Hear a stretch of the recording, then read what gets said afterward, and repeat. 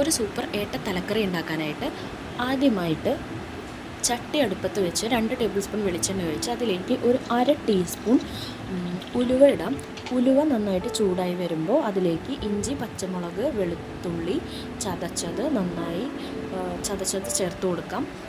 ഒരു 10-15 വെളുത്തുള്ളി, 2 കഷ്ണം ഇഞ്ചി, ഒരു 5-6 പച്ചമുളക് ഇതാണ് ചേർത്തിട്ടുള്ളത്. നന്നായി അരച്ച് ചേർത്ത് കൊടുക്കാം.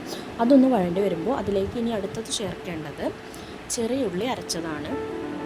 അതും നന്നായി ചേർത്ത് ഈ അരപ്പിൻ്റെ ഒരു പച്ചമണം മാറുന്നത് വരെ നന്നായിട്ട് ഇളക്കി കൊടുക്കുക. അത് നന്നായിട്ടൊന്ന് വഴണ്ട് വരുന്ന സമയത്ത് പിന്നെ നമുക്ക് ചേർക്കേണ്ടത് ഒരു 2 മീഡിയം സൈസ് സവാള നൈസായിട്ട് അരിഞ്ഞത് ചേർത്ത് കൊടുക്കാം. സവാള നന്നായി വഴണ്ട് വരുന്നവരെ നന്നായി ഇളക്കി കൊടുക്കാം. സവാള നന്നായി വഴണ്ട് ചെറിയൊരു ബ്രൗൺ കളർ ആവുന്നത് വരെ ഇളക്കി കൊടുക്കുന്നത് നന്നായിരിക്കും. അതിനുശേഷം നമുക്കിതിലേക്ക് ഇനി പൊടികളാണ് ചേർത്ത് കൊടുക്കാനുള്ളത്. ആദ്യമായിട്ട് നമ്മൾ 2-2.25 ടീസ്പൂണോളം എരിവുള്ള മുളക് പൊടിയാണ് ചേർക്കുന്നത്.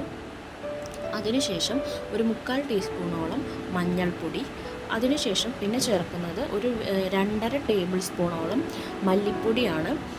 മല്ലിപ്പൊടി ചേർത്ത ശേഷം പിന്നെ നമ്മൾ ചേർക്കുന്നത് ഒരു 1/4 ടീസ്പൂണോളം ഉലുവപ്പൊടിയാണ്, വറുത്ത ഉലുവപ്പൊടിയാണ്. അതിനുശേഷം പിന്നെ ഒരു 1/4 ടീസ്പൂണോളം കായപ്പൊടിയും ചേർക്കണം. പിന്നെ 2 ടേബിൾ സ്പൂണോളം അല്ലെങ്കിൽ ഒരു 2.25 ടേബിൾ സ്പൂണോളം ചതച്ച മുളകും ചേർത്ത് നന്നായി വഴറ്റിയെടുക്കേണ്ടതാണ്. ഇതെല്ലാം നന്നായി വഴണ്ട് ഈ പൊടികളുടെയൊക്കെ പച്ചമണം മാറുന്ന വരെ നന്നായി വഴറ്റി കൊടുക്കാം. പൊടികളുടെയൊക്കെ പച്ചമണം മാറിയ ശേഷം പിന്നെ നമുക്ക് ചേർക്കാനുള്ളത് 2 മീഡിയം സൈസ് തക്കാളി ചെറുതായി നൈസായിട്ട് അരിഞ്ഞത് തന്നെ ചേർത്ത് കൊടുക്കാവുന്നതാണ്. ഇതെല്ലാം ചേർത്ത് നന്നായി വഴറ്റി തക്കാളിയൊക്കെ ഉടഞ്ഞു വരുന്ന ഒരു പരുവാകുന്ന സമയത്ത് നമുക്ക് പിന്നെ ചേർക്കേണ്ടത് പുളിയാണ്. കുടംപുളി വെള്ളത്തിലിട്ട് വെച്ചത് ചേർത്ത് കൊടുക്കാം. പുളിക്കനുസരിച്ച് ചേർത്ത് കൊടുക്കാവുന്നതാണ്. ഒരു 2-3 കഷ്ണം ഇട്ട് കൊടുക്കുന്നത് നല്ലതായിരിക്കും. അതിന് ശേഷം പിന്നെ നമുക്ക് ആവശ്യമുള്ള വെള്ളമാണ് ചേർക്കേണ്ടത്. ഞാനിവിടെ 2 കപ്പ് വെള്ളമാണ് എടുത്തിട്ടുള്ളത്. ഗ്രേവിക്ക് അനുസരിച്ചുള്ള വെള്ളം ചേർത്ത് കൊടുക്കാം. അതിലേക്ക് ഉപ്പിടണം. ഇടുന്ന ക്ലിപ്പ് ഞാൻ ആഡ് ചെയ്തിട്ടില്ല, മറന്നുപോയി.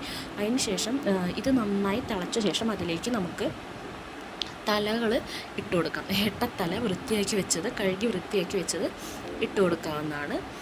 ഇത് വെള്ളത്തിൽ മുങ്ങിക്കിടക്കുന്ന രീതിയിൽ, നമ്മുടെ ഗ്രേവിയിൽ മുങ്ങിക്കിടക്കുന്ന രീതിയിൽ വെച്ചിട്ട് നമുക്കൊരു ഇളക്കിയിട്ട് അതിന് ശേഷം അതൊന്ന് അടച്ച് വെച്ച് വേവിക്കാവുന്നതാണ്. ഒരു 10 മിനിറ്റ് ഹൈ ഫ്ലെയിമിൽ വെച്ച് വേവിച്ച ശേഷം തുറന്നിട്ട് അതിലേക്ക് നമുക്ക് ആവശ്യത്തിന് കറിവേപ്പില ഇട്ട് കൊടുക്കാവുന്നതാണ്.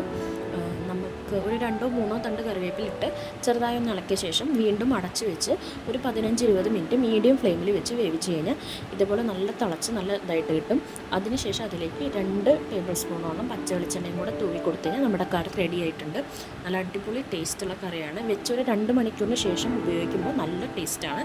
എല്ലാവരും ട്രൈ ചെയ്ത് നോക്കിയിട്ട് അഭിപ്രായം പറയാം.